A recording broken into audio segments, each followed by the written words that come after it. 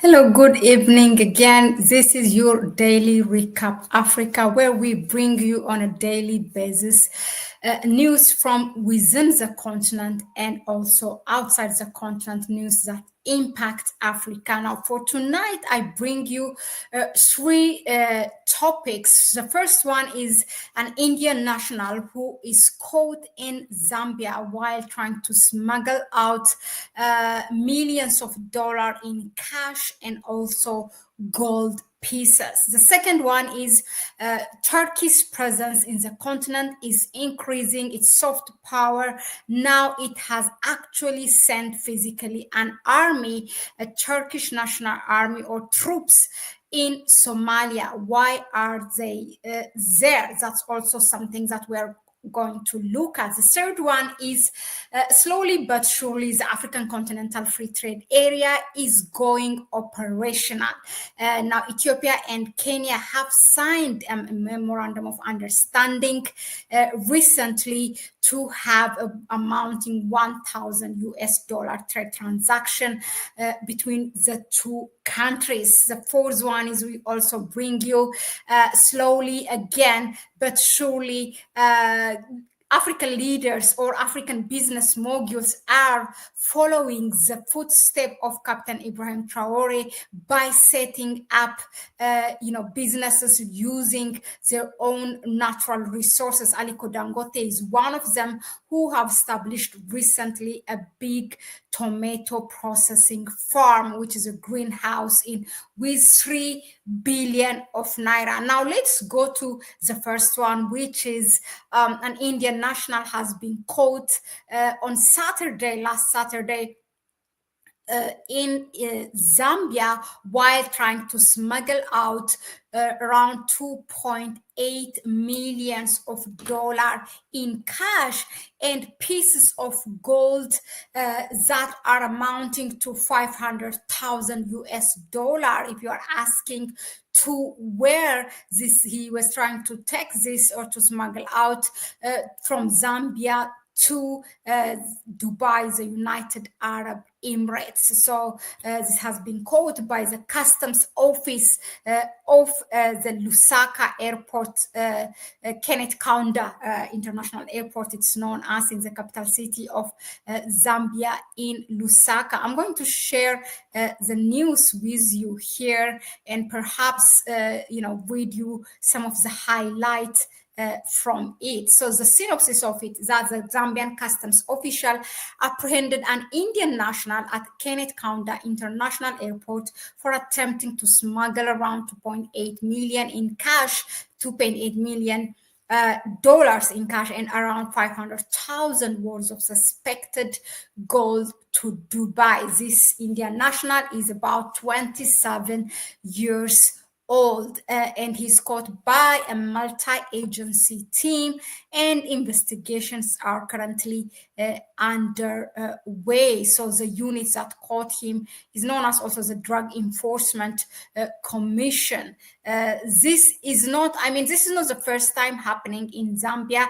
A year ago there was such an incident also. Now just to go deep in this, the image that shared by the Zambian media showed that 100 bills of US dollar bills, which are held together with rubber bands, and also the money was packed into a black bag, which was then placed inside a larger polypropylene suitcase. That's how he was trying to smuggle it out. Just very easy. He must have had someone at the airport customs. Otherwise, you don't just smuggle out that amount of cash at the airport. Anyway, this is quote from what has been said by the Zambian officials. Quote, investigations into the matter are ongoing. And then they have also warned, saying again, quote, those involved in transnational organized crimes that's a long arm of the law will catch up with them soon.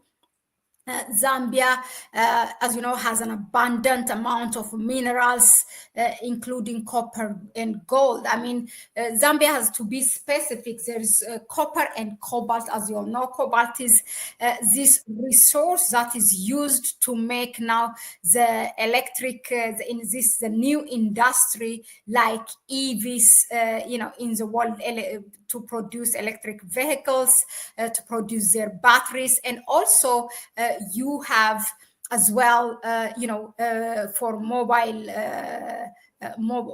For mobile and other products, of the digital world as well. In terms of mineral, Zambia has also gold and silver as well.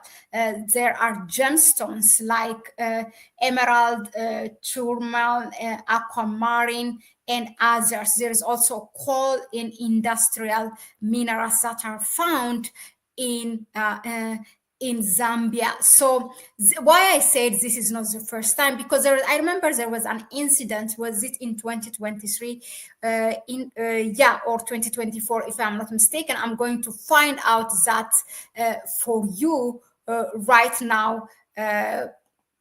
And just read for you how, because I really doubted if this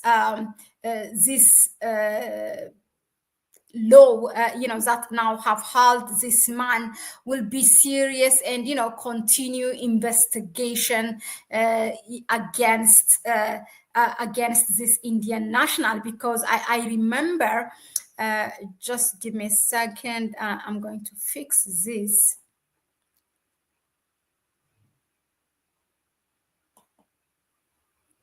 Oh, it's not going. Okay. Yeah. Let me just find out that news. Look, was it in 2023 to be? Yeah, it was in 2023 in September. So yeah, so it's a year and a half ago, perhaps.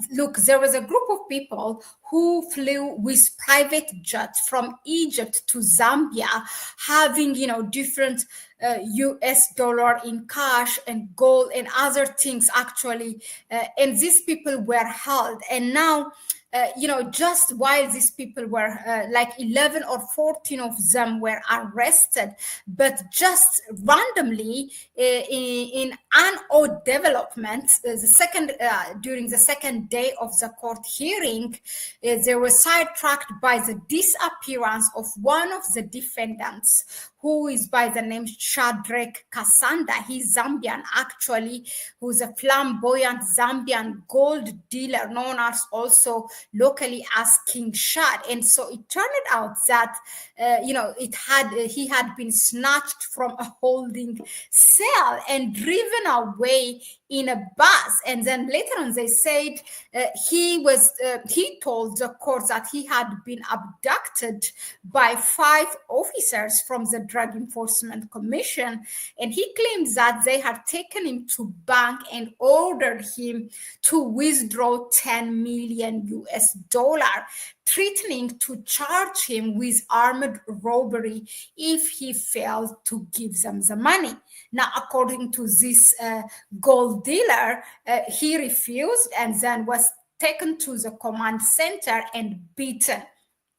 He was released following intervention from his lawyers. But the suspects from the 15th, only those who have Zambian nationals were presented, but the others somehow, their case was dismissed and they were released. A lot of corruption going on in this, in the law system of Zambia. But this is not, of course, something particular for Zambia.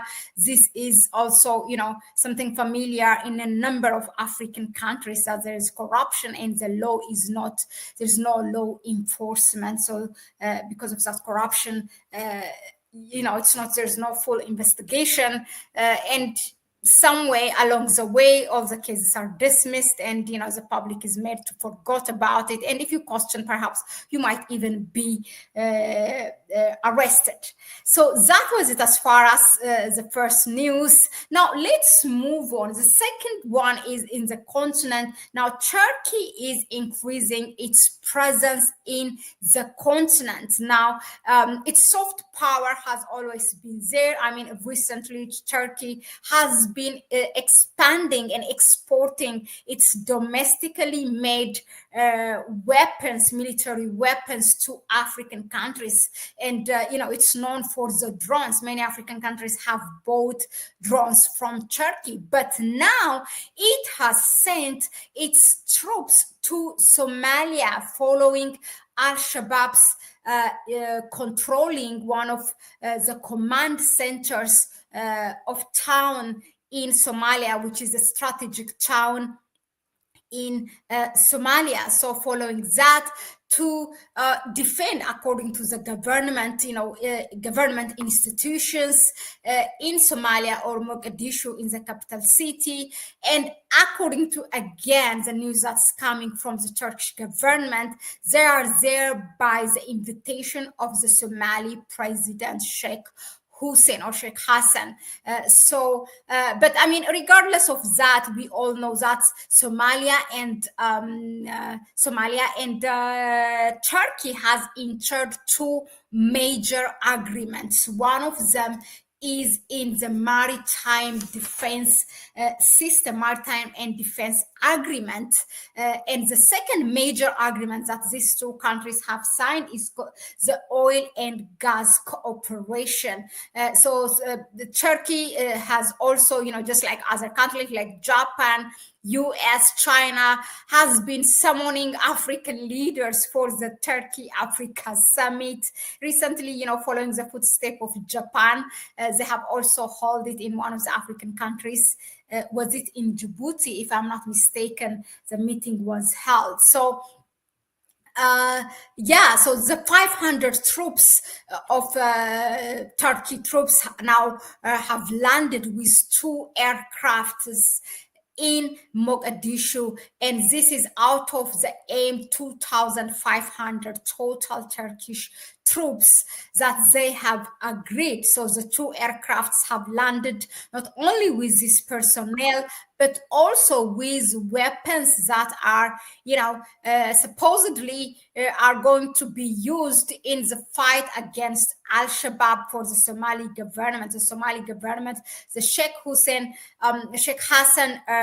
administration is now in tension because some units are actually asking for the resignation of the government following Al-Shabaab's control of strategic towns and villages in the country. Now, this is the thing. Look, the downside of it is that now the African Union peacekeeping mission at the end of 2024 has ended its peacekeeping mission in Somalia, and Somalia following that has entered, or not following that, actually wanted to sign an agreement to have a peacekeeping mission from internationally, not only from Africa. So it has its own fate with Ethiopia, because Ethiopia has signed that memorandum of understanding to have access to the sea in Somaliland,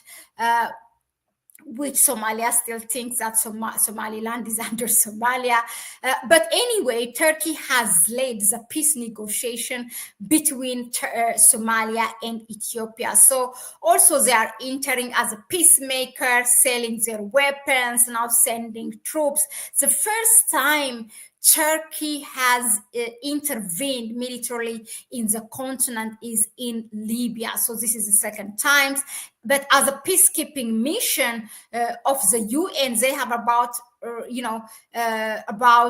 50 or something military in Central African Republic, but really bilaterally, this will be the first one, their intervention in Somalia. But the thing is that they have all the legal background.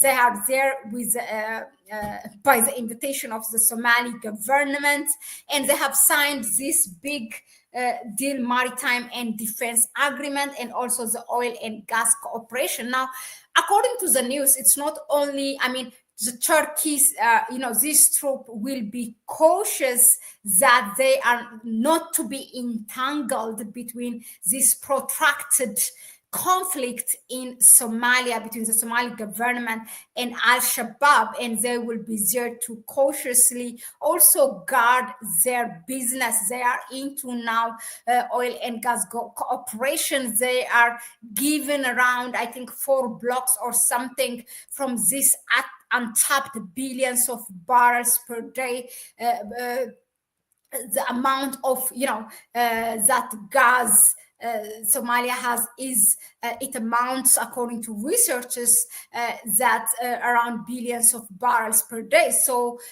they are tapping that business. So they want to guard that, and also now they are present on the Red Sea. So just like any other and non-African countries like China, France, US, you name it, a number of them, UK.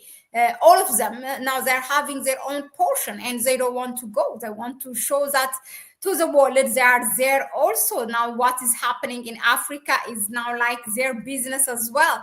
But let's see where this will lead. So that is as far as regarding Turkey's presence, setting its first footsteps in Africa, that is militarily. Now, moving on, we are going to, it brings us to the third topic here, which is the African Continental Free Trade Area, slowly but surely going operational.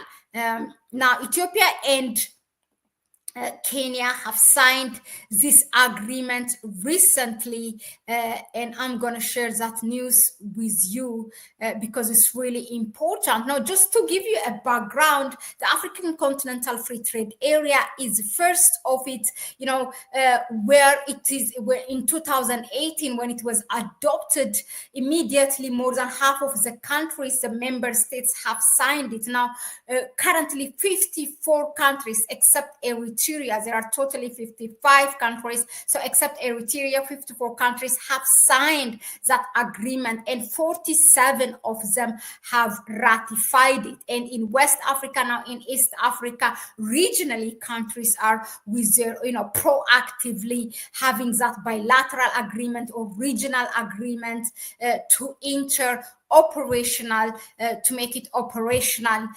between, to have trade transaction between countries. Let me just share it. Give me a second.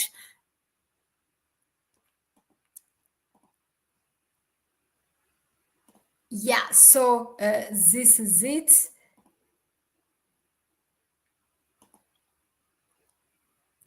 So if you look at it, so it's it says Kenya and Ethiopia signed memorandum of understanding to streamline $1,000 border trade. It's a very, very small amount, but guess what? I mean, this is, you have to make some baby steps, to go to the bigger one.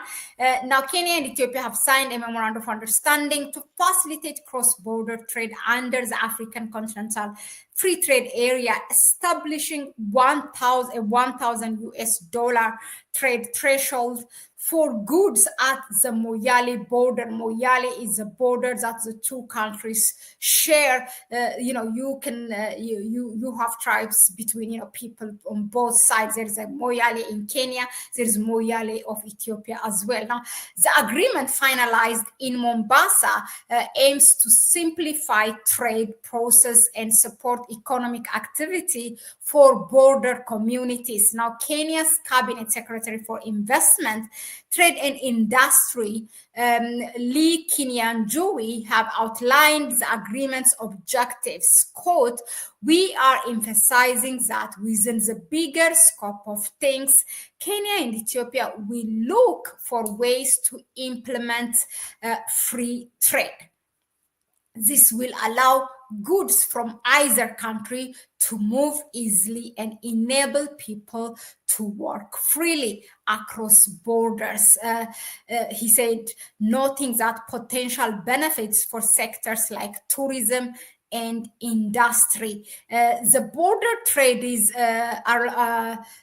it is a trade zone at 50 kilometers within, that is in Ethiopia, and then 100 kilometers in Kenya, meaning having Moyale as a starting point. It allows traders to conduct transaction up to 1,000 US dollars with a limit of 4 trips per month based on a mutually agreed product list. Now, you know why I am so happy? Because this border, Kenya is a neighboring country for Ethiopia, which shares border in the south part of Ethiopia. Now, there were, from time to time, there are conflicts between the between two tribes, conflicts that happens, not really big one, but small one. Now, creating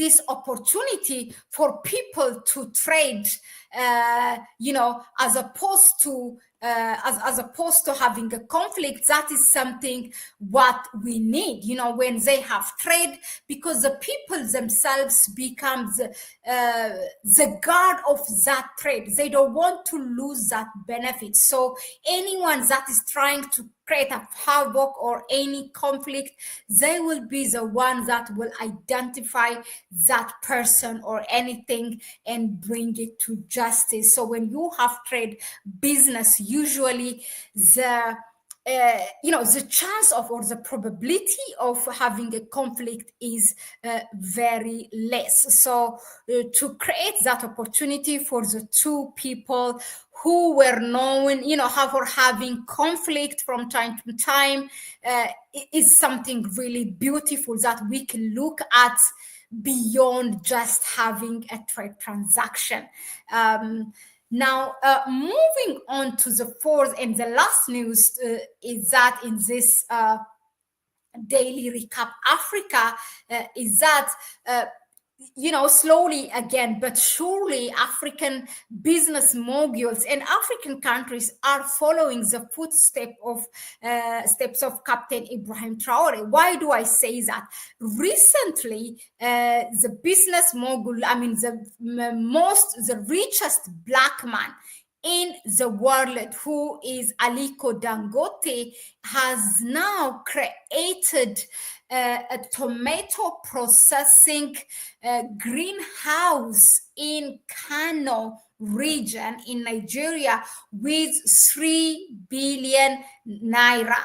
The facility is designed to process between 300 and 350 million tons of hybrid tomato seedling. This is a bold step towards making Nigeria self-sufficient in tomato production. Now, this greenhouse nursery will facilitate increased production of high-quality seedlings. Nigeria currently consumes about 2.3 million tons of tomato paste annually. The Dangote farm plans now to produce to a capacity of 8 million annually, which exceeds the local consumption, and perhaps he's planning to export as well. Now, why do I say that these business moguls or African leaders or countries are following the footsteps of Captain Ibrahim Traore? Because we all know that in 2024, towards the end of the year, Captain Ibrahim Traore have opened 3 tomato processing factories in the country. One of them, the first one in July, then in November, and then after 15 days, again, the third one in different towns in Burkina Faso. So because he saw that millions of tomato paste are being imported to Burkina Faso, first of all, taking all that foreign currency while the country have its own tomato and can process that tomato and make it tomato paste and sell it also locally, and also even export it to neighboring countries. And we all know that Captain Ibrahim Traore is all about economic independence and using its own natural resource, Burkina Faso's natural resource, to the Burkinabe people in a way that it benefits the Burkinabe people. So he is, he is the pioneer in this. So now Aliko Dangote is following that footstep. We really, really admire that. But Aliko Dangote is also known, as you know, he has a Dangote refinery company using,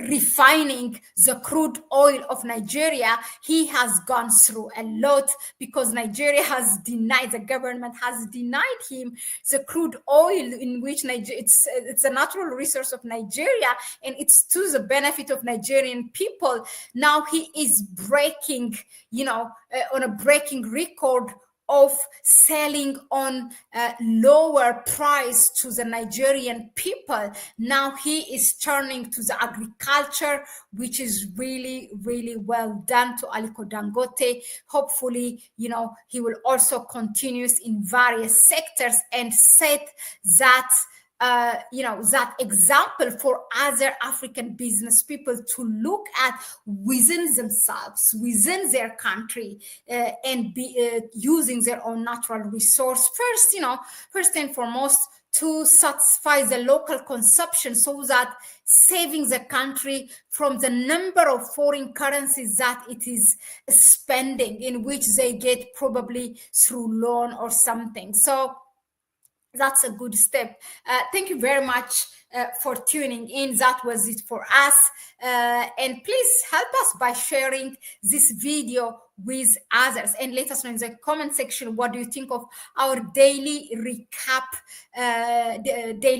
Africa program, in which I will bring you on a daily basis at 9 p.m. Central European time or at 10 p.m. Eastern African time. Let us know in the comment section, and on a daily basis also you can suggest to us which topic you want us to analyze during the day, and what you suggested, the topic you suggested, might make it to our daily Recap Africa program. Thank you very much again, Al Kabulan, Clement, for your donation.